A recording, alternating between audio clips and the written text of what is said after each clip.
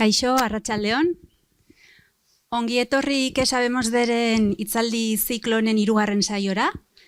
Kutxa Fundazioak gustu handiz hartzen du beste behin ere CFM-ek Donostira ekartzen duen CSIC-en iniziatiba hau. Gogoratu nahi dut bakarrik, hau dela 3. saioa, hemen areto honetan egiten duguna. Urrengoa izango dugu abenduaren 10ean, baina ez dugu hemen izango dugu CFM-ren egoitzan. Gero bukaren esplikatuko digute, izen emateak beharko dira bertan parte hartzeko. Eta besterik gabe, eskerrik asko hemen egoteagatik, eta Celia Rojeroren eskuetan utziko zaituztet, bera da CFM-ko zuzendaria. Muchas gracias, Larraitz, y gracias a Kutxa Fundazioa por acogernos en esta ya 8ª edición en vuestra casa. Esta es la 8ª edición, como decía, del ¿Qué sabemos de? ¿Qué sabemos de? Es una iniciativa del CSIC, del Consejo Superior de Investigaciones Científicas, para la divulgación de la ciencia.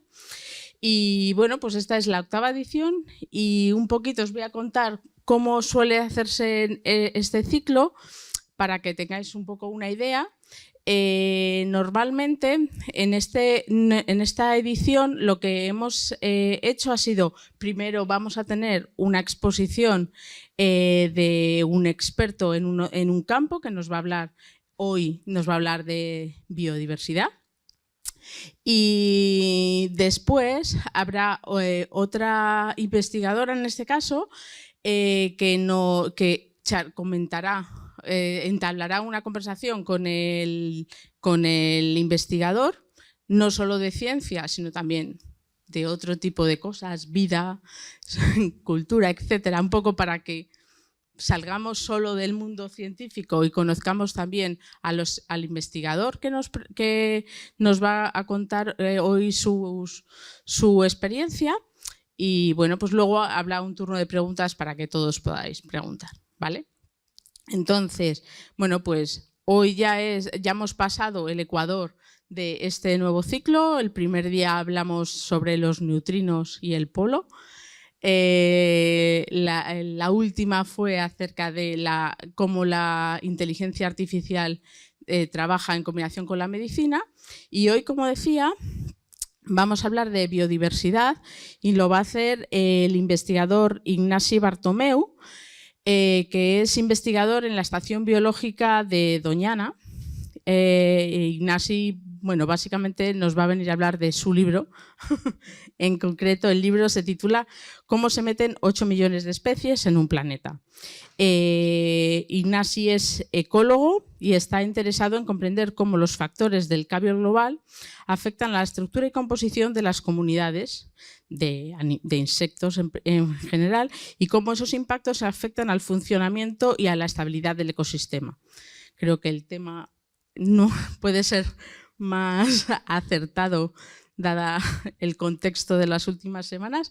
Así que bueno, pues vamos a agradecerle y vamos a dar la bienvenida a Ignasi a esta conferencia. Gracias.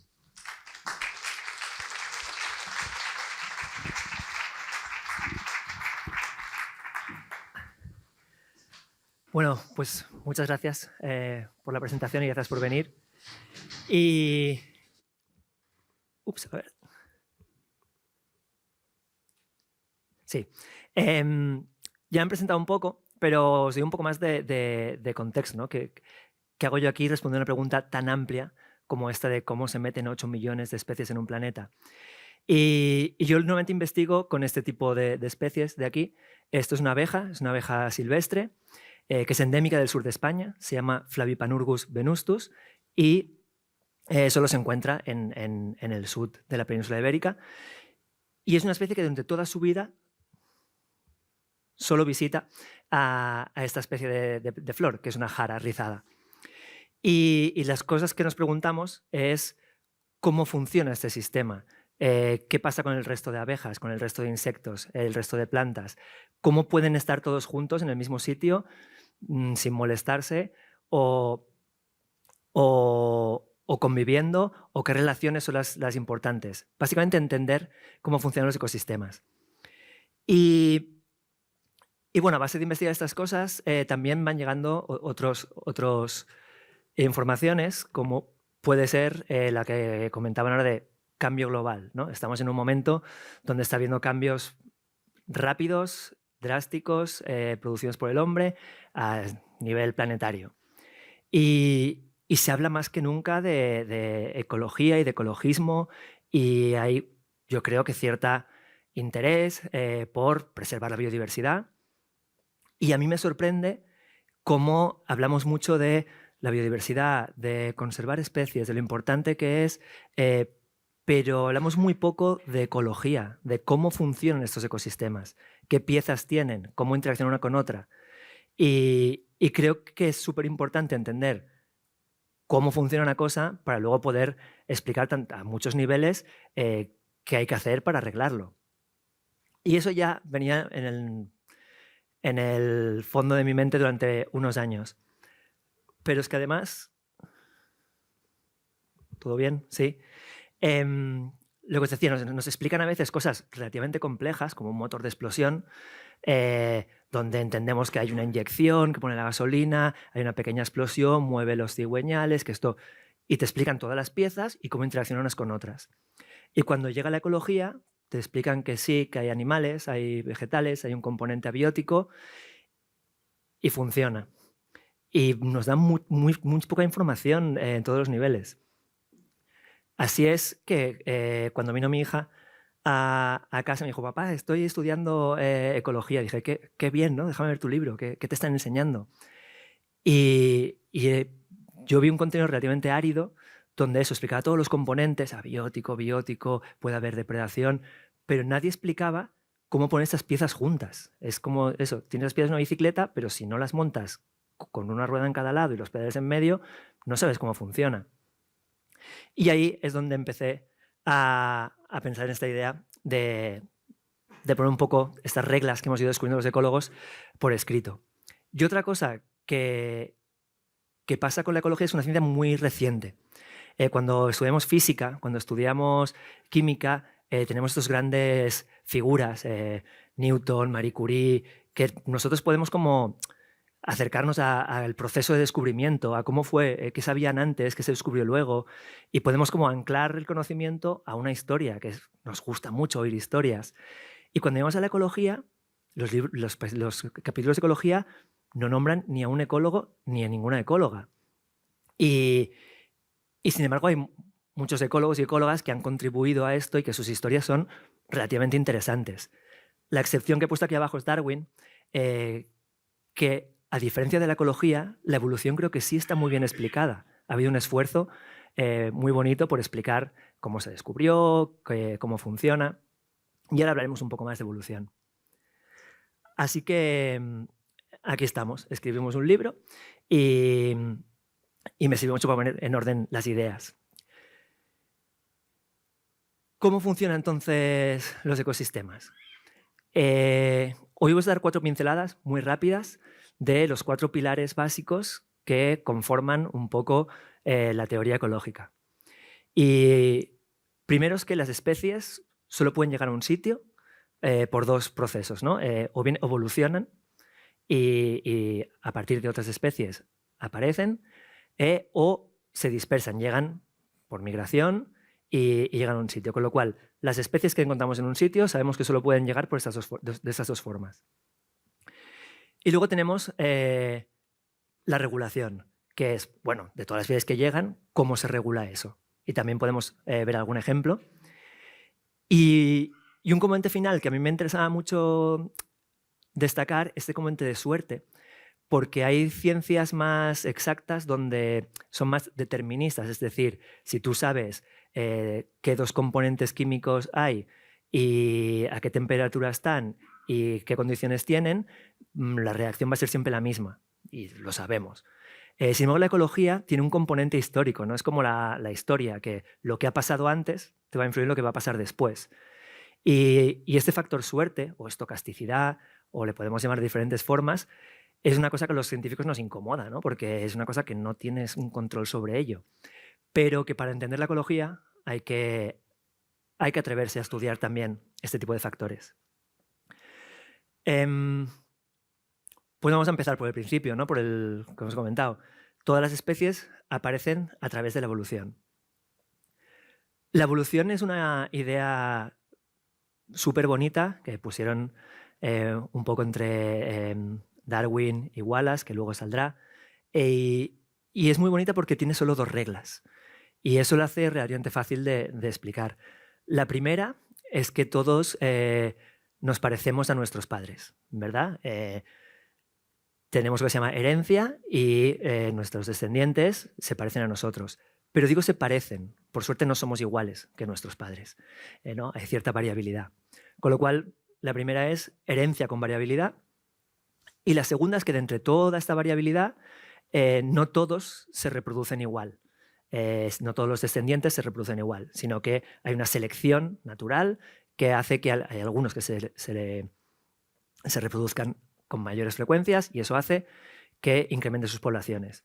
Y con estas 2 reglas tan sencillas, tú dejas correr el tiempo y aparecen un montón de especies que se van diferenciando. Un ejemplo clásico en el que se inspiró Darwin son estos pinzones de las Galápagos. Vienen de una población de pinzones del continente y un ancestro de estos pinzones llegó a las Islas Galápagos. Y allí tenían pues, un montón de espacio por explotar. Y hubo unos pinzones que empezaron a comer semillas más duras y más grandes, con lo cual los descendientes de estos pinzones se reproducían más los que tenían picos más grandes. Y los que tenían picos más pequeños pues iban muriendo. Y además, para tener un pico grande, tú necesitas tener un cuello más fuerte y a lo mejor un poco más de masa corporal y a lo mejor vuelas menos. Y todos esos pequeños cambios que se fueron seleccionando fueron dando este tipo de especie de pinzón. Mientras que en otra isla las semillas a lo mejor eran mucho más pequeñas o comían insectos. Y esos insectos requerían picos más finos que poder meter entre las ranuras de los árboles. Y no va en ninguna intención, o sea, ningún pinzón dijo, ojo, yo quiero tener picos más finos. La evolución no funciona así. Simplemente esta variabilidad de entre los picos que había, los que lo tenían más fino se reproducían más. Y eso hacía que poco a poco sus descendientes, que si se reproducen entre 2 pinzones de pico fino, pues van a ser más finos, iban dirigiendo y separándose de manera que si en algún momento se vuelven a encontrar, no se van a reconocer como especie. Y la evolución tiene una tendencia a diversificarse. Cada vez que encuentra una oportunidad, un pequeño nicho diferente, pues las especies intentan explotarlo y eso hace que se van diferenciando. Y con lo cual cada vez tenemos más especies en el planeta. Y como podéis ver, algunas extinciones masivas, la más famosa, la de los dinosaurios, que hizo un poco de tabla rasa para muchos organismos, sobre todo los dinosaurios, pero entonces hubo otros organismos como los mamíferos que aprovecharon esa oportunidad, esos nichos vacíos, estos recursos para diversificarse. Así que en general, para meter 8 millones de especies en un planeta, parece que lo que necesitamos es tiempo, mucho tiempo, porque la evolución es lenta, y dejarles hacer. Vamos a ver el segundo gran pilar, que es la dispersión. Para este voy a introduciros a Wallace, que también tuvo mucho que ver en la teoría de la evolución. Y Wallace fue un viajero incansable, o sea, estuvo creo que más de 8 años en un barco dando la vuelta sobre todo en el sudeste asiático. Y no solo era un viajero incansable, sino que era un gran observador y apuntó libretas y libretas de todo lo que observaba y hacía listas compulsivamente. Seguro que algunos de vosotros también tenéis vuestras listas, yo todo cuadriculado. Y gracias a eso fue bajando, aquí en principio había un mapa muy bonito que os tenéis que imaginar, y es el mapa del sudeste asiático, arriba está Asia, todas las Filipinas y debajo está Australia, imagino que más o menos lo tenéis en la cabeza. Y a medida que iba bajando por las islas desde Asia hasta Australia, en esta isla, ¿qué hay? Pues hay el tigre, este tipo de tigre, hay monos, hay osos y como os he dicho antes, en cada isla a lo mejor había especies diferentes de tigre, unos tigres más grandes que cazaban monos, unos tigres más pequeños que se habían especializado en pescar, pero más o menos tigres, monos, osos, cosas que a él le sonaban. Pero a partir de una línea muy concreta, a pesar de que hay islas que estaban muy cerca, empecé a encontrar una fauna totalmente diferente. No había tigres, no había monos, no había osos, pero había zarigüeyas, canguros, cacatúas, bichos que eran muy exóticos para él. Y delimitó esta línea de Wallace que al principio, de hecho, no supo explicar por qué. Ahora que sabemos muchas más cosas, sabemos que la Tierra no siempre ha sido así, sino que hubo un momento en que las aguas del mar estaban mucho más bajas y todas estas islas que no veis, que están en el norte de la línea de Wallace, estaban conectadas por tierra. Y las islas del sur también, pero aquí hay una cima muy profunda que nunca llegó a conectarse. Entonces, los antepasados de los tigres pudieron rondar por toda la zona norte, pero nunca cruzaron al sur. Cuando subió el nivel del agua y se hicieron las islas, en cada isla la evolución siguió caminos diferentes y así aparecieron diferentes especies de tigres. Pero nunca tenemos tigres en Australia. Y ahí vemos cómo la evolución y esta dispersión interaccionan para entender cómo tenemos tantas especies en diferentes sitios. Porque cada vez que hay una barrera biogeográfica, tenemos los Pirineos, el mar Mediterráneo, el Sáhara. Son barreras que los animales no pueden cruzar y al lado y lado de la barrera la evolución sigue caminos diferentes. ¿Qué más? Tenemos un montón de especies que han llegado a un sitio o han evolucionado. ¿Cómo se regulan? ¿Por qué no siguen llegando y llegando y llegando? Y hay una parte de regulación que es quizá más esperada o más aburrida, que es pues, que cada especie tiene unos rangos de tolerancia. Incluso nosotros los humanos, si ahora tenemos calefacción, abrigos de plumas, pero si no, si hace más de 40 grados tenemos problemas para sobrevivir y si hace menos de 15 también. Tenemos un rango muy estrechito de confort. Y, por ejemplo, en plantas, la relación entre la precipitación y la temperatura te dice bastante bien dónde estamos. En este caso, nosotros estaremos aquí pues, una precipitación moderada y una temperatura moderada. Tenemos bosques templados. Si bajamos a Sevilla, donde vengo, pues llegamos a tener más matorrales. Y eso se sabe bien. Cada especie está adaptada a una zona y no puedes estar en todo el mundo. Pero la parte más interesante para mí es la regulación biótica, que es la que yo trabajo más. Y es que las especies interaccionan unas con otras. Y aquí quería traeros como ejemplo a Vito Volterra, que en los 1900 era un matemático, porque aún no existía la ecología. E igual que Darwin y Wallace, que no eran ecólogos, eran naturalistas. Vito Volterra era un matemático que se interesó por el problema desde un punto de vista matemático y además fue una persona de armas tomar, ¿no? En aquel momento estaba Mussolini en el poder y como pues, catedrático de la universidad tenía que prestar servicio al régimen imperante y él se negó y fue exiliado. Entonces no solo los ecólogos son ecólogos, sino que además pueden ser activistas. Y dijo la famosa frase de que todos los dictadores caen, pero los teoremas duran para siempre.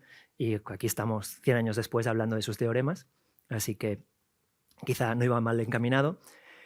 ¿Y qué hizo con sus modelos matemáticos? Es un modelo muy sencillito, con dos especies. Tiene una especie de lobos y una de ciervos, por ejemplo. Y cuando hay muchos ciervos, para los lobos es fácil cazar, porque hay muchas crías de ciervos y hay mucha comida. Con lo cual los lobos empiezan a subir sus poblaciones. Están bien alimentados, o sea que guay. Pero ¿qué pasa cuando hay muchos lobos? Que se comen muchos ciervos. Y los ciervos empiezan a bajar sus poblaciones. Y eso es una rueda, porque cuando hay pocos ciervos, los lobos empiezan a pasar hambre, porque les cuesta cazarlos y empiezan a bajar. Y tienen estos ciclos asincrónicos que se autorregulan. Y eso tiene consecuencias más allá de los lobos y los ciervos, porque los ciervos comen vegetales y cuando baja la población de ciervos se recuperan muchas especies de plantas y hay unas redes relativamente complejas que se estructuran de forma que mantienen este equilibrio. Y actualmente no usamos este tipo de modelos con cientos de especies y con parámetros mucho más complejos, pero cómo interaccionan las especies nos explica muy bien por qué hay un límite. Cuando tienes demasiadas especies, es muy difícil que todas estén en equilibrio. Y es muy fácil que alguna de estas, en algún momento, ¡flup!, colapse. Y también pasa cuando hay muy pocas. Sistemas con muy pocas especies son muy frágiles. Entonces, entender esos patrones, desde el punto de vista ecológico, nos puede explicar cómo funcionan los ecosistemas a nivel más local. Bueno, y como último ejemplo, veo que los mapas hoy están complicados, es el de la suerte. En este caso es un investigador reciente. Actualmente trabajamos en grupos más grandes y tenemos menos investigadores así icónicos, sino que es un trabajo mucho más colaborativo. Pero lo que hicieron es, aquí os tenéis que imaginar que está África, Europa, y aquí está Sudamérica y Norteamérica. Esto es el Océano Pacífico. Y los monos evolucionaron o aparecieron en África. A partir de África empezaron a diversificarse, ocuparon todo el continente de África, pasaron a Asia, pasaron a Europa. Algunas de estas ramas dieron lo que actualmente somos nosotros, pero nunca llegaron monos a Sudáfrica y en ese momento. Sin embargo, ahora hay más de 36, creo que hay 36 especies de monos en Sudamérica. Y había un poco de sorpresa de cómo han llegado allí, qué hacen, y a nivel de tener herramientas genéticas, se ha podido trazar que todas estas 36 especies provienen de una sola especie. Y no solo provienen de una sola especie, sino que probablemente provienen de un evento único de un grupo de monos que consiguió llegar a las costas de Sudáfrica. La hipótesis más plausible es que los grandes ríos del centro de África, cuando descargan, crean balsas enormes de troncos y palos, y son riadas, como hemos visto recientemente, que pueden ser muy potentes. Y en una de estas riadas iba una familia de monos, probablemente atemorizada, que se fue a la deriva por el Océano Pacífico. Hace unos pocos millones de años el espacio era un poco más estrecho entre los dos continentes, pero aún así era un océano, y llegó a las costas de Sudáfrica. No solo llegó, sino consiguió alimentarse, sobrevivir, y a partir de esa familia y muchos millones de años hemos llegado a tener 36 especies diferentes. Yo esto creo que solo se puede explicar con un componente de suerte. Son cosas que no podemos saber si serán, no podemos haber predicho que fuesen así. ¿Cómo de suerte? Es difícil de saber. A lo mejor fue un evento, como he dicho yo, extremadamente raro, o a lo mejor resulta que habían episodios muy comunes de riadas, habían muchas balsas y en la mayoría de ellas había monos. Sigue siendo una probabilidad muy baja, pero no sabemos cuán baja es. Y este tipo de eventos fortuitos puede cambiar la historia totalmente de la biodiversidad que podemos encontrar en un continente de forma muy drástica, y hemos de tenerlos en cuenta. ¿Qué hubiese pasado si los tigres, por suerte, hubiesen saltado a Australia, ¿no? A lo mejor pues, no conoceríamos los canguros. Y incorporar este momento histórico creo que es muy importante. Entonces, un poco como resumen, y cada una de estas patas podría expandirse muchísimo, podemos ver cómo con 4 elementos relativamente sencillos podemos entender muchos de los procesos ecológicos. De hecho, de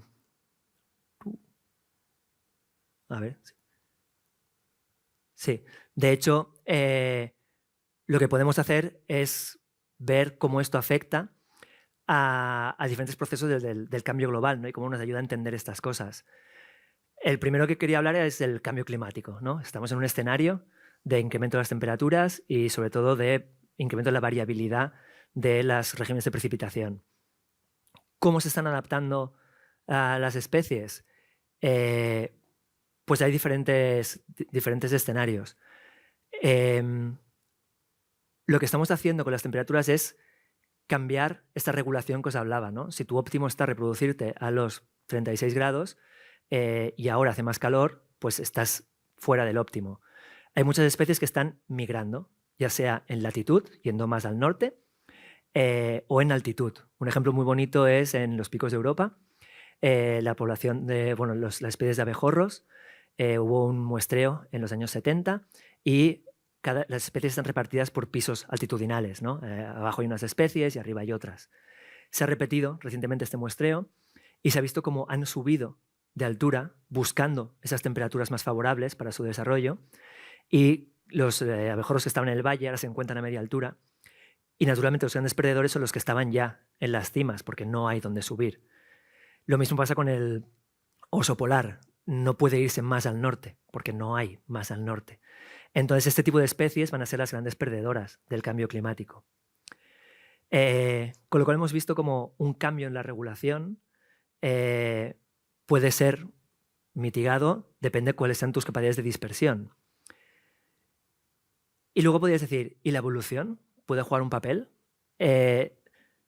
¿No vamos a seleccionar las especies, pues los osos, que sean capaces de vivir estas nuevas temperaturas? La evolución puede ayudar, pero la evolución es un proceso muy lento y el cambio que estamos haciendo ahora es muy rápido, con lo cual es difícil que mecanismos evolutivos puedan ser suficientemente rápidos para poder adaptarse a estas situaciones. Y además la evolución no es direccional, es decir, que aunque los osos polares ahora tienen, por simplificar, menos nieve y sería más favorable que tuviesen un pelaje de color marrón y no blanco para reflejar el sol y otras alternativas, si la variabilidad natural no aparece este color negro o marrón, no va a pasar. Entonces requiere de que haya mutaciones o haya esa variabilidad que ya exista, pero no pueden, las especies no tienen una voluntad para decir, me gustaría ahora tener, como las jirafas, ¿no? Me gustaría tener el cuello más largo. No, si en tu variabilidad hay cuellos más largos y más cortos, la evolución puede explotar eso. Pero si no hay esa variabilidad, para empezar, es difícil de que suceda. ¿Qué más? Otro gran reto al que nos enfrentamos es el cambio de usos del suelo. Estamos destruyendo muchísimos hábitats naturales. Aquí vemos un ejemplo clásico de deforestación. ¿Y qué estamos haciendo en estos casos? Estamos creando fragmentos y islas que no están conectadas. Una especie que antes podía dispersarse y buscar comida en un rango más amplio, cambiando entre diferentes parches de bosque o incluso buscando pareja en diferentes puntos, ahora se queda aislada y estamos reduciendo esta posibilidad de dispersión. Esos efectos además afectan a toda esa regulación biótica que hablábamos, ¿no? Uno necesita encontrar recursos, escapar de sus depredadores, establecer una serie de relaciones que necesitan espacio y necesitan entornos de alta biodiversidad. Con lo cual, en el momento que simplificamos todas estas interacciones, perdemos esta resiliencia del sistema. Un ejemplo clásico, en el momento en que hay esos fragmentos tan pequeños, hay muchos animales, pues sobre todo pájaros, que ya no los visitan, no pueden subsistir en un sitio tan pequeño, con lo cual dejan de comer frutos y dispersar las semillas, con lo cual las posibilidades de regeneración de muchos árboles de repente dejan de existir porque esta relación positiva, que era me dispersa la semilla, ha dejado de existir y todas las semillas caen a mis pies, donde la competencia es muy alta, ya hay un árbol maduro y no van a germinar. Entonces, cuando interrumpimos las interacciones entre especies, pues estamos teniendo un impacto en cascada. Y finalmente otro gran impacto es el de las especies invasoras, que supongo que habéis oído. No sé si aquí ha llegado el mosquito tigre, por ejemplo, que es un clásico, o el conejo cuando llega a Australia, es otro ejemplo clásico. Lo que estamos haciendo con estas especies exóticas que son transportadas por el ser humano es romper todos los patrones de dispersión posibles. O sea, estamos haciendo un experimento a nivel mundial relativamente peligroso donde hacemos que todas las especies puedan probar de vivir en todos los sitios. Hay especies que introducimos deliberadamente o accidentalmente y llegan a un sitio nuevo donde establecen interacciones nuevas. Y esas interacciones pues pueden cambiar totalmente la dinámica de las comunidades. Y yo creo que ese es un poco el resumen de lo que os quería contar hoy, porque además me interesa mucho dar espacio a tener esta conversación que vamos a tener aquí y luego a tener preguntas y que podamos ir hacia un lado o hacia otro.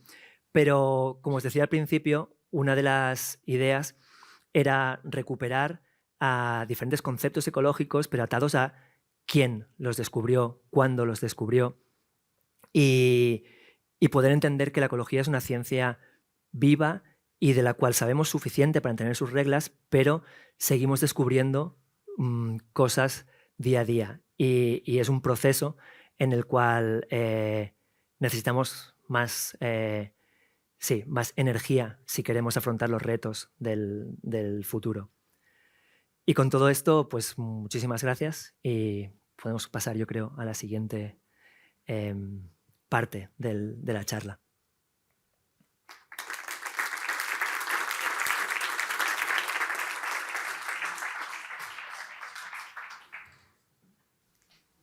Bueno, muchísimas gracias, Ignasi. Un placer, la verdad, escuchar tu presentación. Y bueno, pues vamos a dar paso ahora al diálogo, ¿vale? Os voy a introducir a la persona que va a dialogar con Ignasi. Es Beatriz Díaz Martín, que ella es doctora en biología por la Universidad del País Vasco y trabaja actualmente en la Asociación Aranzadi, aquí en San Sebastián, arriba en Zurruaga. Y bueno, ella es experta en entomología. Además de su trabajo de investigación intentando conservar especies en peligro de extinción, ella se dedica bastante a la difusión y a la divulgación de la ciencia. Ha realizado diferentes actividades para el desarrollo de proyectos, sobre todo también de participación ciudadana, y etc. Así que bueno, pues les dejo con ella y Ignasi, ¿vale? Muchas gracias, Celia. Bueno, con estos focos no os veo mucho, así que me quita un poco la tensión de estar hablando ante tanta gente. Y la verdad que, bueno, yo es la primera vez que hago este tipo de cosas y que os pediré ayuda seguramente para que nos hagáis también preguntas vosotros, que os sintáis cómodos. Y nada, yo lo primero que me pregunto también es un poco cómo aterrizas aquí, ¿no? O sea, no en el sentido de cómo has venido, si en coche, en moto o en avión, sino cómo... Yo, por ejemplo, aterricé en entomología. No era algo que igual había pensado desde que era niña, sí que sabía pues, que igual quería estar con animales o con bichos o como lo quieramos llamar. Pero bueno, la verdad es que sí que es verdad que durante la carrera pues, aterricé gracias a unos profesores y así en entomología y ahí me fui haciendo un huequito. En tu caso, más o menos, ¿tiene esa parte de evolución de como comentas en el libro? Sí, yo creo que de hecho lo que tú comentas, yo quiero reivindicar siempre el llegar a sitios por este punto de azar, porque a veces parece que la ciencia es muy vocacional y que parece que si no tienes una vocación muy clara no vales para científico, y yo en mi caso fue exactamente igual. Yo elegí un poco biología pues por afinidad, me gustaba, pero tenía muy poco claro lo que quería hacer con mi vida. Y luego también empecé el doctorado porque surgió la oportunidad. Mi doctorado fue más con plantas, pero también mirábamos la parte de los polinizadores y en ese momento pues, me interesó más la parte de los animales que se movían, se desconocía más. Pero en ningún momento hubo una vocación y sin embargo ahora es una cosa que puedo decir que es mi pasión, ¿no? Una vez la descubres y la trabajas, es un trabajo realmente bonito en ese sentido. Pero eso, sobre todo para la gente joven que a veces dice, es que no sé si valgo para científico, no siento las vocaciones. Creo que es lo normal. Sí, hombre, también tiene la parte esta de trabajo y sí que algo de vocacional tiene, porque a diferencia como otros trabajos que futbolista nadie se plantea si está bien o no valorado, está muy bien valorado, muy bien pagado. Otro tipo de trabajos que también igual podemos encontrar y están, o sea, perfectamente validados en la sociedad. La ciencia sí que es verdad que cuesta que entre la sociedad, ¿no? Es como que parece una de dos, o no nos hacen caso porque ¿qué estarán diciendo estos locos que tienen que ir con pinta de Einstein? O, oye, dame la solución en 5 minutos. Entonces, sí que entiendo que también tenga esa parte de vocación, ¿no? Aunque aterrices, por así decir, por azar o por suerte, lo que sea. Sí, sí, naturalmente. Yo creo que esta vocación quizá nace, o también creo que se selecciona a un perfil de gente que a lo mejor prima ciertos intereses respecto a, por ejemplo, no nos engañemos, a nivel de ciencia los incentivos económicos no son especialmente abundantes. Entonces, gente que tiene otros intereses, pues es difícil que se mantenga en la ciencia. La ciencia selecciona gente que tiene este punto de curiosidad, de ganas de seguir aprendiendo. O sea, que seguimos también en los márgenes de tu libro de que somos, dentro de la norma, somos los raros, ¿no? Que comentabas en algún punto. Sí, sí, probablemente. Probablemente todo el mundo se considera raro, nadie se considera normal, pero sí, yo creo que como científicos tienes unas inquietudes que a lo mejor son diferentes, pero que también pasa con otras ramas como puede ser más artísticas o más sociales, donde hay unas inquietudes que son importantes para que tú te dediques a eso. Y en tu entorno, por ejemplo, porque en mi entorno yo creo que nadie sabría explicar muy bien qué es lo que hago yo, a qué me dedico. Saben que trabajo con bichos. Incluso alguno me ha dicho que, bueno, me pagan por contar mariposas en el campo, cuando no es... Lo cual es cierto. ¿Es cierto? Sí, la verdad es que es cierto, pero hombre, hacemos algo más, ¿no? Entonces, Sí. ¿tú cómo explicarías, por ejemplo, tu trabajo hoy en día o qué es lo que haces, más o menos? Claro, no, es cierto. Yo creo que la ciencia se comunica muy, muy mal a la sociedad. Y tienes razón cuando dices que la mayoría de la sociedad, los familiares o así, es como de, pero exactamente, ¿tú qué haces? Y creo que siempre hay que explicar que la ciencia puede ser ciencia aplicada para resolver problemas. Hay un problema social y se pone dinero, esfuerzo para resolverlo, pero hay muchísima ciencia que es generar conocimiento. Y ese conocimiento nunca sabes cuándo lo vas a necesitar. Cuando haya ese problema que se necesita resolver, lo primero que se va a hacer es consultar el conocimiento básico de qué sabemos ya. Por ejemplo, a raíz de la crisis de los polinizadores, de ver que hay muchas especies en peligro, de que hace una función muy importante incluso para, a nivel nuestra, porque están polinizando los cultivos de los cuales nos alimentamos. Si no hubiese habido generaciones de investigadores entendiendo la ecología de los polinizadores, no podríamos haber respondido a esta velocidad. Entonces hay que intentar explicar poner en valor el conocimiento, por poder entender las cosas. Yo ahí, por ejemplo, vería dos problemas, por así decir. Por un lado, la parte de transmitirlo a la sociedad, porque cuando, por ejemplo, hablamos de abejas, tú y yo sabemos que hay algo más allá que la abeja de la miel, pero mucha gente se queda en eso y tampoco hay una conexión en, vale, sí, la abeja, la miel o el polen, la polinización es importante, pero, por ejemplo, no se imagina, y esto es algo que he dicho mucho en el último año, no se imagina que, por ejemplo, el chocolate necesita de la polinización. Si no hay polinizadores nos podemos olvidar del chocolate, del café, de la fresa. Y esto no llega a la gente como para que empiece a ver, no voy a decir a ponerse a hacer huelgas, ¿no?, por los polinizadores, pero bueno, el ser un poquito más proactivos. Y luego, por otro lado, también, que claro, muchas veces cuando nosotros desde Aranzadi, que trabajamos en justo eso, ¿no?, pues biología, la conservación, un poquito aplicar ese conocimiento, ¿no?, pues para intentar gestionar, proteger esa biodiversidad. Y claro, nosotros necesitamos datos y nos encontramos muchas veces que faltan muchísimos datos o que se rellenan con datos que a veces no los han tomado científicos, los ha tomado pues, voluntarios, que yo estoy muy a favor de los voluntarios, pero sí que es verdad que, por ejemplo, igual en insectos yo no me atrevería a decir más que eso es una abeja y eso que llevamos 2 años metidos con polinizadores. Entonces, estos dos problemas, por ejemplo, ¿tú cómo los afrontarías? Claro.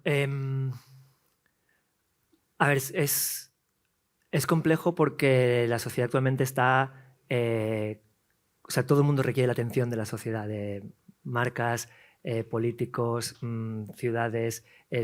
Yo soy importante.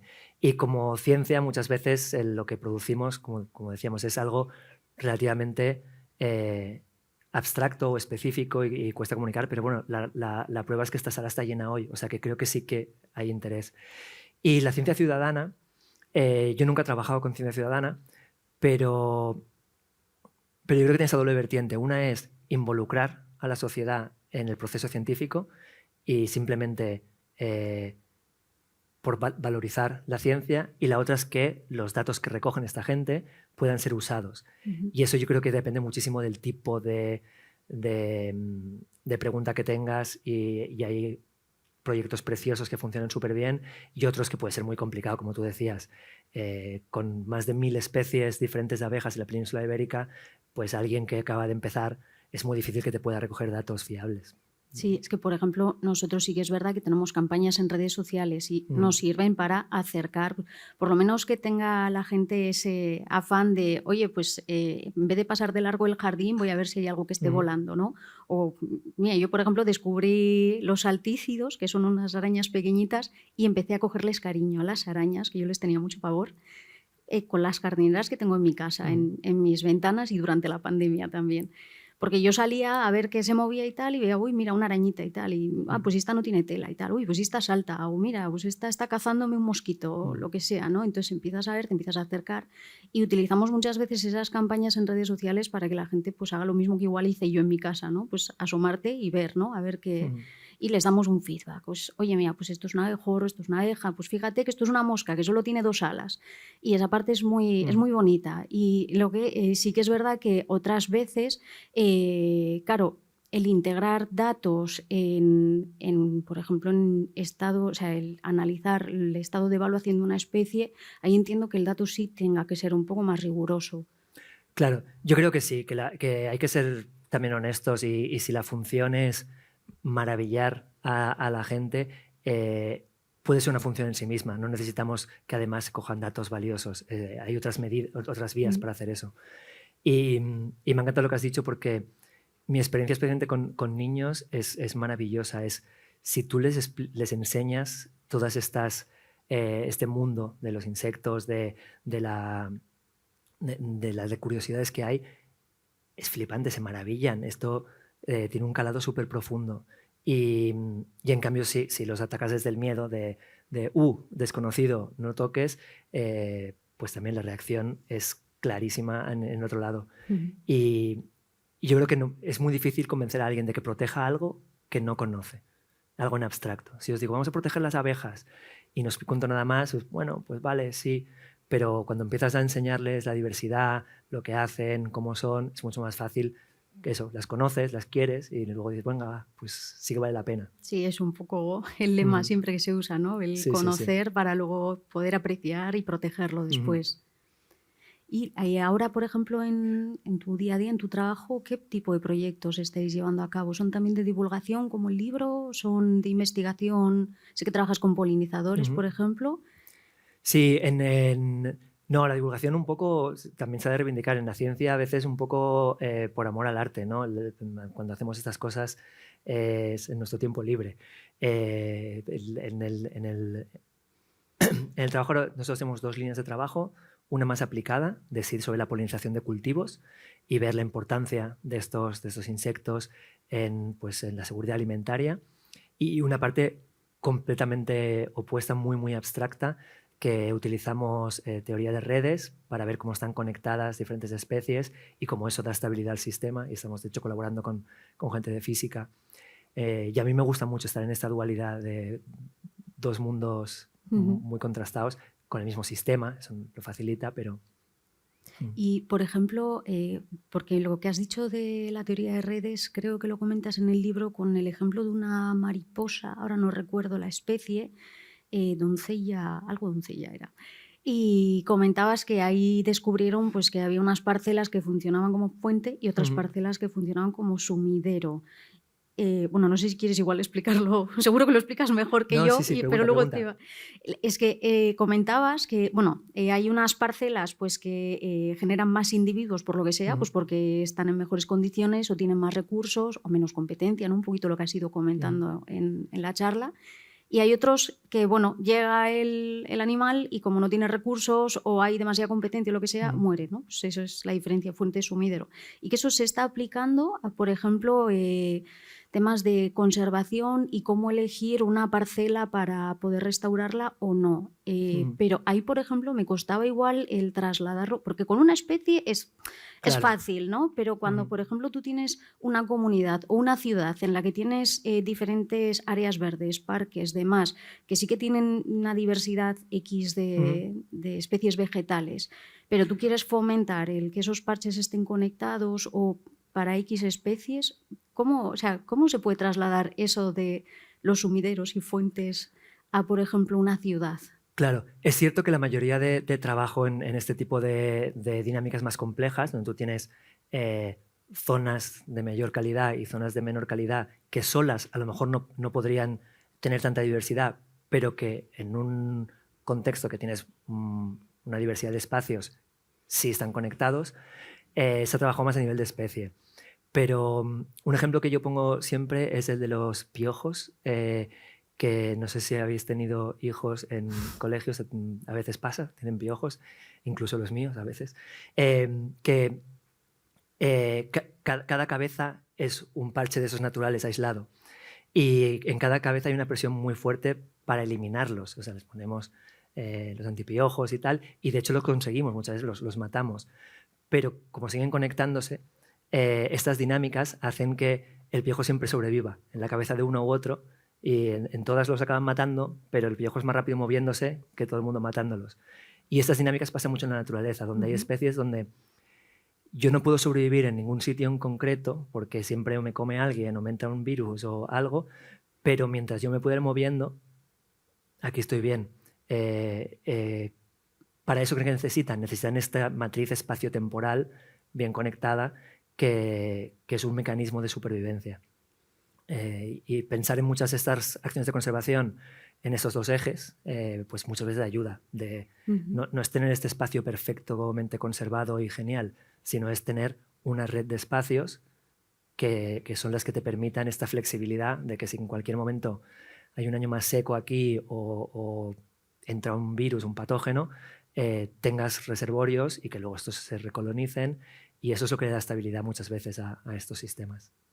Y, por ejemplo, si en esa matriz metemos la variable, por ejemplo, que comentabas al final de cambio climático, ahí, por ejemplo, porque ahí, claro, tienes diferentes vertientes.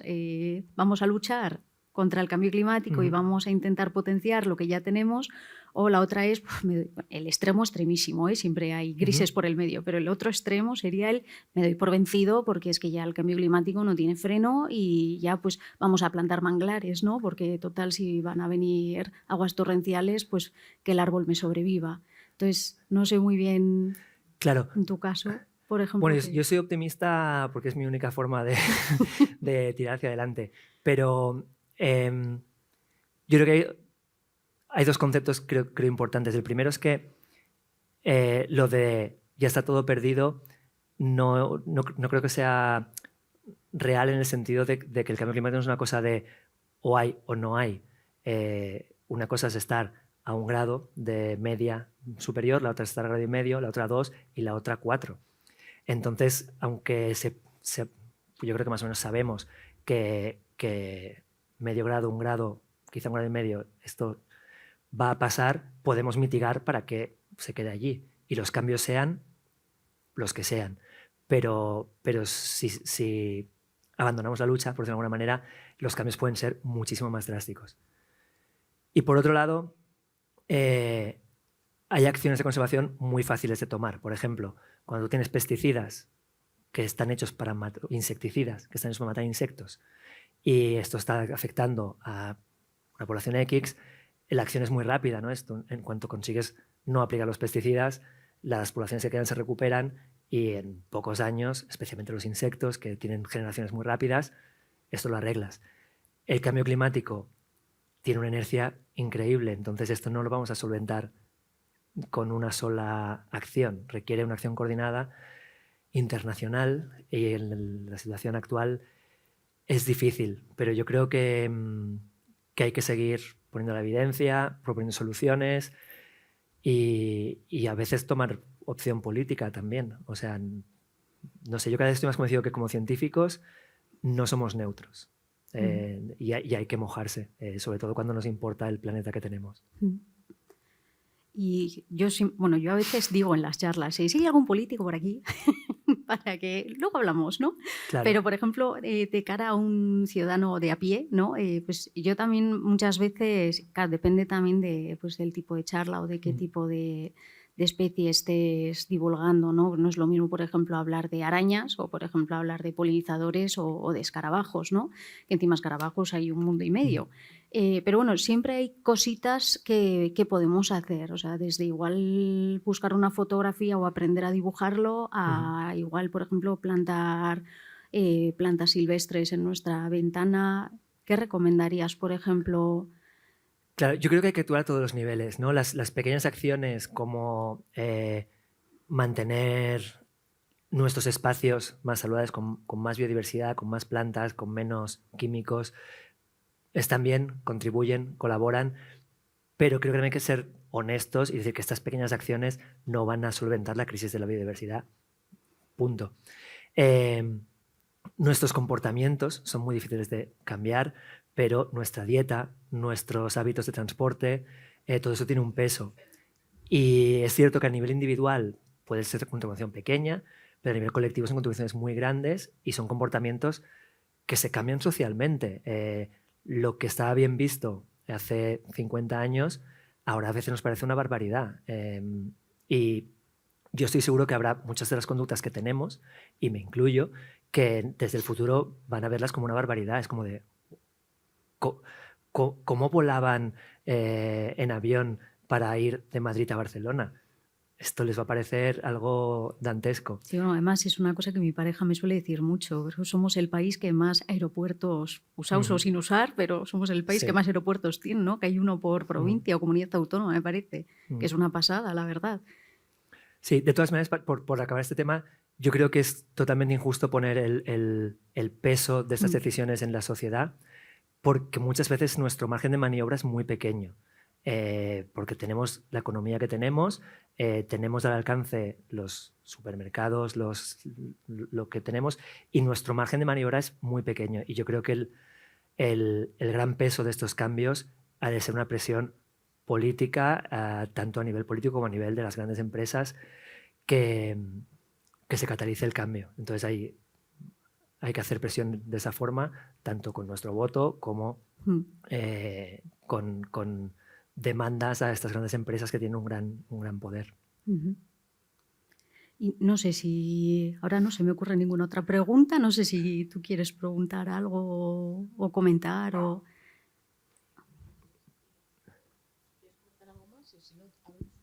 Podemos abrir el turno de preguntas, que seguro que hay gente que querrá aportar. Sí, hola. Muy interesante la charla. Me preocupa mucho lo de las especies invasoras. Y en concreto hay una, que a ver si me podías comentar, es la Cidalima perspectalis, que es la mariposa que está acabando con todo el boj de Europa, que es algo que es dramático. Sí. Entonces me gustaría ver si tiene alguna posibilidad el boj de sobrevivir o no. Es que es dramático. ¿No? Por Sevilla creo que no tenéis boj. No, pero por aquí tenemos mucho, el Pirineo, Europa está arrasado. Sí. Yo soy de Barcelona, aparte de estar viviendo en Sevilla, y he visto bóvedas totalmente que son esqueletos, y da mucha tristeza verlo.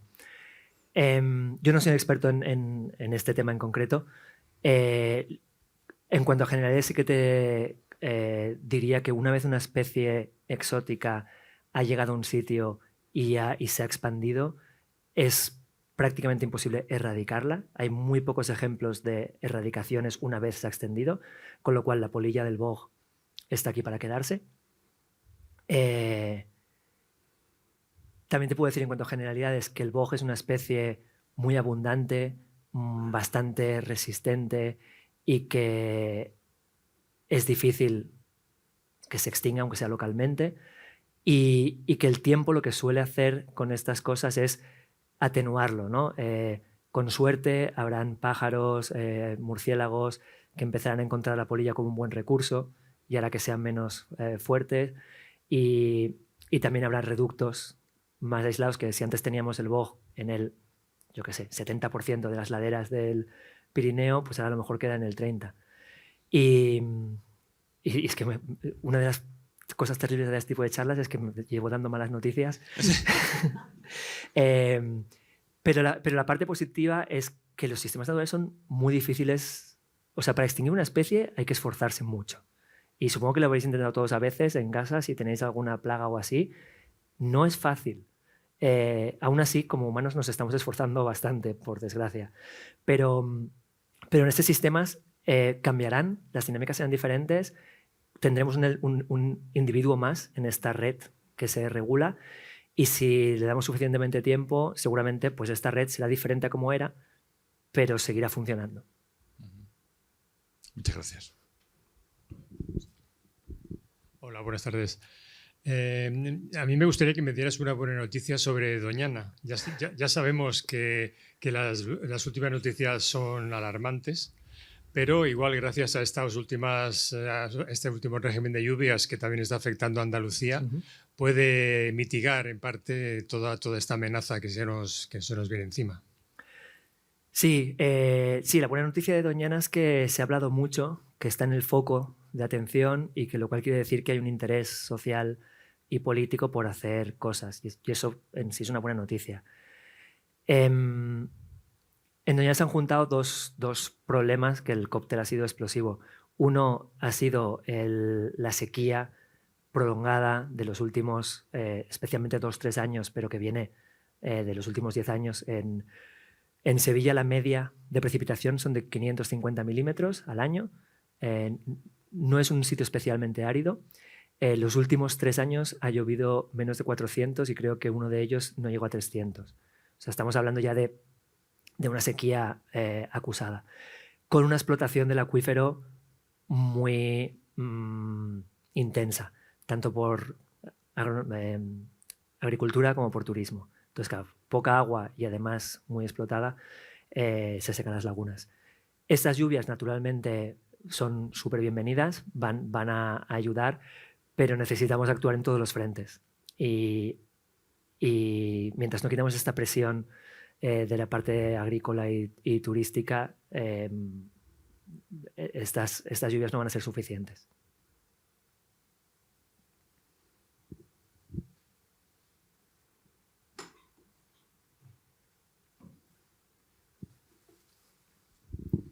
Pues lo siento, pero mi pregunta tampoco da para muchas alegrías, ¿eh? A ver, aprovechando que va de abejas, hay un dicho popular que dice que si la abeja desaparece como especie, la vida a medio plazo también desaparecería. ¿Hay base científica para que esto sea medianamente cierto? No. A ver, uno de los problemas que tenemos los científicos es que para contestar cualquier cosa necesitamos un cuarto de hora de explicarte el contexto, el porqué, pros, contras, y en cambio hay eslogans y frases muy directas que pueden ser, con toda la buena intención, que funcionan mucho mejor, como esta. Si desaparecen todas las abejas, el mundo tiene, creo que te ponen hasta número, 3 años de vida, y eso cala mucho más. Hay varios motivos por el que la respuesta es no. El primero es porque un escenario donde desaparecen a todas las abejas no es concebible a día de hoy. Es decir, solo en España hay más de 1000 especies de abejas y por suerte algunas especies probablemente sí se extingan, por desgracia, pero hay otras que aguantarán. Y si se extinguiesen todas, querría decir que probablemente tenemos problemas mayores. Habrían extinguido todos los mamíferos, que son mucho más sensibles que los insectos, y bueno, sería un apocalipsis que ya no entra a discusión. Y por otra, porque como decía, la naturaleza es sorprendentemente resiliente, y aunque algunas especies vayan en declive, habrá otras que podrán aprovecharse de estos nichos, de estas oportunidades que quedan. Serán sistemas más simples, sistemas a lo mejor mucho más variables, que nos van peor, porque hay años que irá muy bien, años que irá muy mal. Hay muchas especies de flores y plantas que seguramente sí que se extinguirían, pero el sistema tiene una capacidad de respuesta suficientemente importante para que no estemos hablando de un fin del mundo, por decir algo. No sé si me he explicado. O sea, no es que sea muy optimista, ¿eh? Es, sí, si no tuviésemos insectos, la cosa sería complicada. Pero el mundo tiene una capacidad brutal y las bacterias van a estar aquí cuando nosotros no estemos. Hagamos lo que hagamos. Esto no hay quien lo pare. Bueno, respecto a especies invasoras, bueno, pues yo creo que los principales somos nosotros, ¿no? Y respecto al clima, que nos echamos la culpa, en parte hay algo, ¿no?, de responsabilidad, porque 8.000 millones de personas inevitablemente afectan al clima, a los recursos, a todo. Pero bueno, a lo largo de la historia del planeta ha habido cambios climáticos radicales, mucho más que los que estamos viendo ahora, ¿no? Perdón. Cataclismos de todo tipo geológicos, y la vida al final pues se ha rehecho. Se ha rehecho, han desaparecido especies, han aparecido otras. Quizá nosotros debamos desaparecer y desapareceremos. Yo pienso que es algo inevitable, ¿no? A largo plazo el cambio climático de por sí, por nuestra culpa o por que es simplemente evolución, ocurrirá. Y especies, como digo, desaparecerán y otras desaparecerán. Es inevitable esto. Y luego también te quería preguntar, porque creo que hay un proyecto, hay un organismo que se ocupa de mantener especies en periodo de extinción, semillas y todo este tipo de cosas. Bueno, has tocado varios temas. El cambio es permanente, ¿no? Todo cambia, todo fluye, correcto. Ha habido otros grandes cambios en la historia de la Tierra, correcto. Un matiz importante es que estos grandes cambios han ido acompañados de grandes reconfiguraciones. El de los dinosaurios, o sea, vosotros habéis visto esqueletos de dinosaurios y recreaciones, o sea, eso era... Tenían un ecosistema flipante con miles y millones de especies, que todo eso se fue de un plumazo y pasaron muchísimos años antes de que se reconfigurara. Con lo cual, y cuando llegaron las plantas terrestres y empezaron a hacer oxígeno, el oxígeno era un tóxico. Y aquello también fue una reconfiguración de todos los reinos que conocemos, increíble. Entonces, a tiempo evolutivo, tiempo geológico, correcto. Cualquier cosa que hagamos nosotros es irrelevante. Las bacterias, como decía, seguirán y otros insectos seguro que también, y todo sigue. Pero nosotros no pensamos en tiempo evolutivo geológico. Entonces nos interesa un poco pues, que nuestros hijos, nuestras futuras generaciones, incluso los coetáneos, tengan cierto nivel de vida. Y ahí es donde nos preocupa el cambio climático. No es a nivel que pueda arrasar la vida, sino es a nivel que pueda arrasar los ecosistemas que conocemos.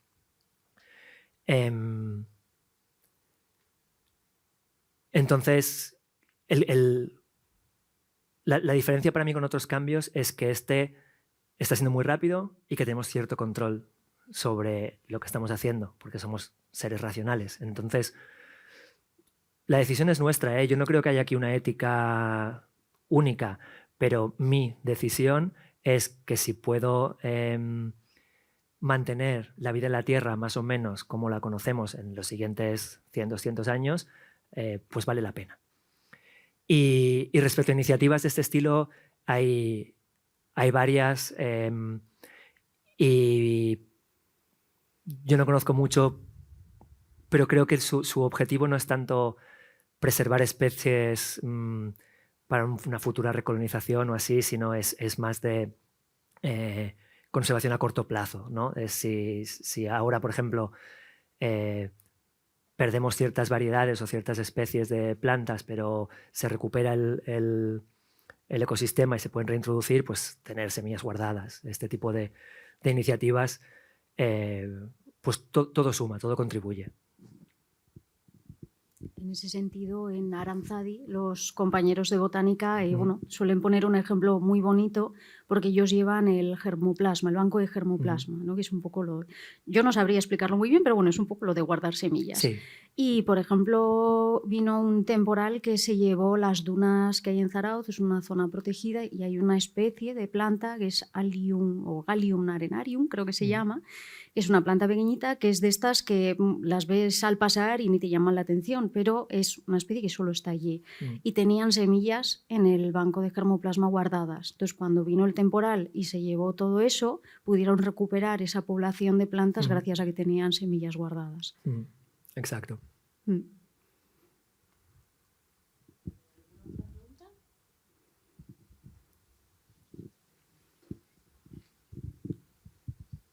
Bueno, nada, me ha encantado vuestra charla, enhorabuena. Pues, bueno, una curiosidad, a ver si nos podéis dar una buena noticia. Es un poco de política, ahora hay Ministerio de Ecología, ¿no? O algo así se llama. ¿Se pone en contacto con vosotros? ¿Os hace caso? ¿Estáis más amparados? ¿Creéis que es un gran apoyo? Uf, ahí nos pides mojarnos, como dice... Es buena pregunta, ¿eh? A ver, la ciencia, como comentaba, tiene esta parte aplicada y esta parte básica. La ciencia básica también se financia a través de mecanismos gubernamentales muchas veces. Y el apoyo es... Yo no me voy a quejar mucho. Podría estar mucho mejor apoyada. Hay países que apoyan mucho más en ciencia, pero yo creo que hay que reivindicar también la ciencia que se hace en este país es muy buena y hay muchos equipos que están haciendo muy buena ciencia gracias pues, también al apoyo que hay. Que ojalá fuese más, correcto, pero también hay que darles esta visión o sea, esta parte de que sí, que en España se está apoyando a la ciencia bien. Y luego hay esta parte más aplicada, donde cuando el ministerio o el gobierno tiene una preocupación directa, un ejemplo súper reciente es la vacuna de la COVID. Esto importa, máxima prioridad. Pues ahí es donde se contacta directamente a los investigadores que ya están trabajando en temas parecidos o en los propios temas, se buscan mecanismos de financiación para acelerar esta investigación. Y en ecología esto no pasa muy a menudo, pero sí que va pasando. Por ejemplo, yo ahora estoy colaborando con varios... con varias... tanto del gobierno local como el gobierno central, para poner en marcha un plan de conservación de polinizadores. Y sí que hay mucha gente en estos ministerios que tiene interés en que esto salga y salga bien y contar con el apoyo de la ciencia. Luego, también hay mucha gente fuera y dentro de los ministerios que tiene otras prisas, otras agendas y que podría ser todo más eficiente. Podría. Pero creo que se está empezando a ver esta comunicación y hemos de trabajar también los científicos, que muchas veces estamos nosotros en nuestro mundo de qué bonito es mi sistema de estudio y no lo traduzco a qué impacto puede en la sociedad. Entonces, ha de ser bidireccional. Y tú seguro que tienes más experiencia en eso porque vuestra Sí, yo ahí fundación... no sé si tenemos la misma situación porque, por ejemplo, yo conozco desde las universidades y no lo sé si, por ejemplo, desde centros como el CSIC se trabaja igual a como igual, por ejemplo, trabajamos nosotros en Aranzadi o en otro tipo de entidades del estilo. Porque, por ejemplo, las universidades tienen sus presupuestos ya puestos, pueden dedicar ese tiempo a investigación y demás. Claro, nosotros, por ejemplo, sí que vivimos mucho de subvenciones. Sí que es verdad que, por ejemplo, en casos concretos como pues a gobierno vasco, a gobierno central, a cualquiera, le interesa un tema y te lo pide, te contrata y demás. Pero sí que es verdad que estamos en una continua carrera, es como la gráfica esta de los lobos y los ciervos con las subvenciones y muchas veces acabamos más enterrados en papeleo de lo que nos gustaría. De hecho, yo creo que llevo más de 6 meses diciéndole a la gente que quiero vacaciones para ver bichos, porque mi trabajo, que me dedico a bichos y no puedo verlos, porque estoy enterrada en presupuestos y papeles y demás. Y entonces sí que es verdad que a veces se hace un poquito cuesta arriba, la verdad. Sí. No, en eso coincido totalmente. El nivel de burocracia que tenemos, que no son cosas de hacer ciencia, sino que es el envoltorio para poder conseguirlo, a veces es desesperante. Y luego una cosa que no he planteado tampoco con las preguntas, pero que luego sí que me he acordado que igual te lo podía haber preguntado, es que muchas veces se pone el foco en problemas o especies o grupos que son prioritarios pero porque afectan al bolsillo. Yo entiendo que nosotros queramos mantener nuestra calidad de vida. Ya ves que yo misma te he dicho, yo quiero seguir comiendo chocolate y mi café de las mañanas, ¿no? Pero muchas veces se invierte en ciertas, pues por ejemplo, tengo un problema con un tipo de mosquito que me ha venido de África y me está provocando una serie de enfermedades, la gente se me ha quejado, necesito una solución. Igual la solución tenía que haber venido de bastante atrás, en el que tú tienes bien conservados tus ríos, tienen arañas, tienen ranas, libélulas, pájaros, etcétera, que se comen todos esos mosquitos y que por sí regulan, como bien decías en tus gráficas, esas poblaciones, ¿no?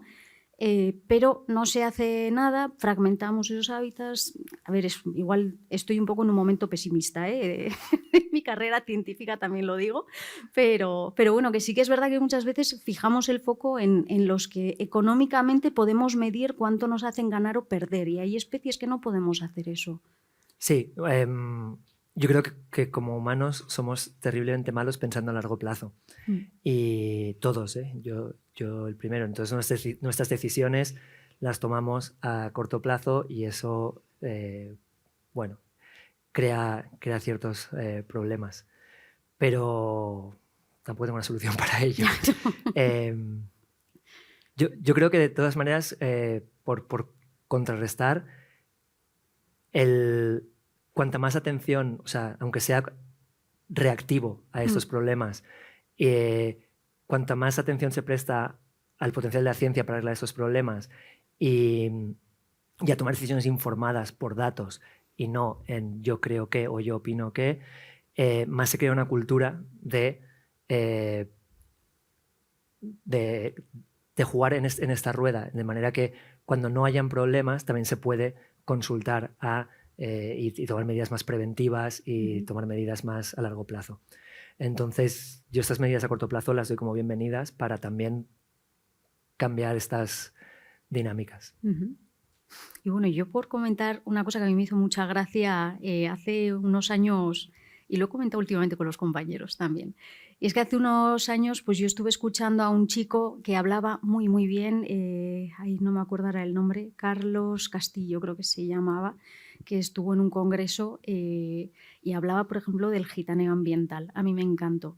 Bueno, sentimientos encontrados. Me encantó cómo habló. Lo que pasa que luego tenía que salir yo a hablar y era como, aquí salgo yo, ¿no? Pero lo que decía pues era un poco, pues, oye, pues que el político de turno te dice que vale a la charca, pero que tiene que ser rosa. Y tú dices, pero ¿cómo voy a ver una charca rosa? A ver, yo quiero una charca, pero para que tenga pues, sus ranas, sus plantitas, que estén los escarabajos acuáticos, las libélulas, ¿no? Toda esta variedad de incluso los mosquitos, pero rosa.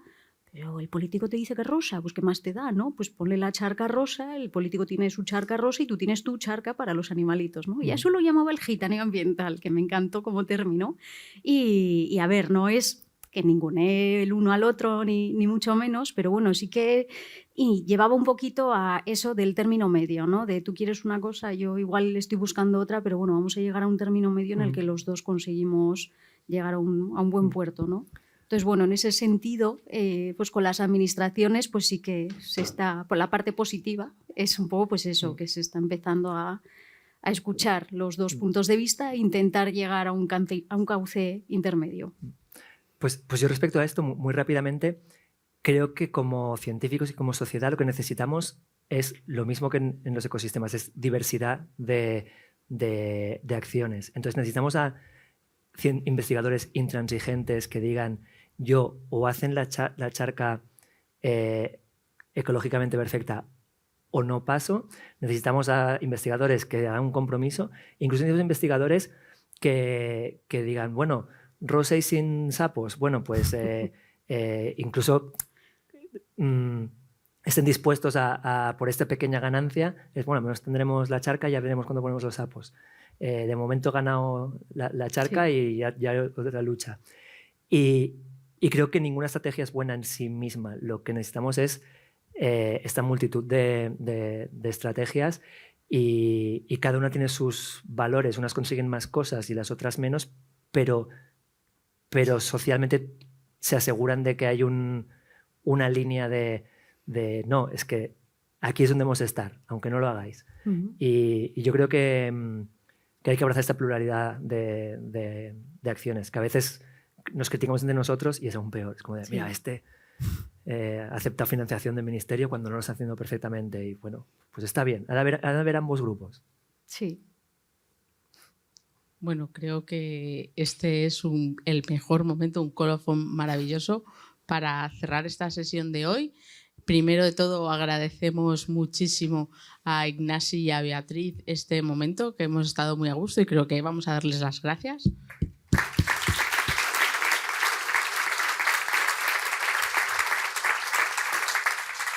Luego, agradeceros a todos vuestra presencia hoy aquí.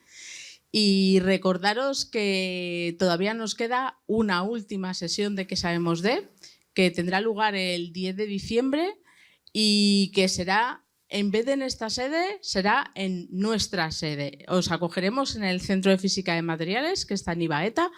Todos seréis muy bienvenidos y vamos a abrir un link para que os podáis inscribir, para saber cuántos van a ir y sobre todo porque los primeros en inscribirse van a tener una visita guiada al centro, así que es un incentivo más.